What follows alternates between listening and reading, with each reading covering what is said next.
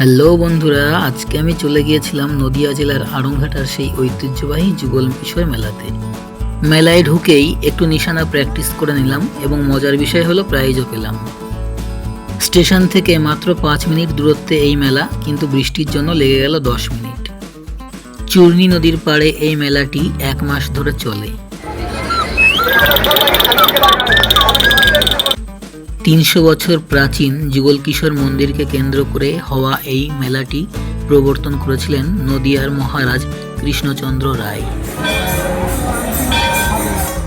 এই মন্দিরটি একটি অদ্ভুত গঠন শৈলীতে তৈরি এবং এই মন্দির চত্বরে প্রাচীন এই বকুল গাছটির নিচে বসলে আপনার মন শান্ত হবেই হবে। মেলার উপরে বড় ভিডিও চ্যানেলে গিয়ে দেখে আসুন। এই মেলার মূল আকর্ষণ হলো রাধাকৃষ্ণের যুগল মূর্তি, যারা এই মন্দিরে একসঙ্গে পূজিত হন। বাচ্চাদের খেলনা থেকে শুরু করে সমস্ত ধরনের খাবার এবং অনেক আনন্দের জিনিস রয়েছে এই মেলাতে।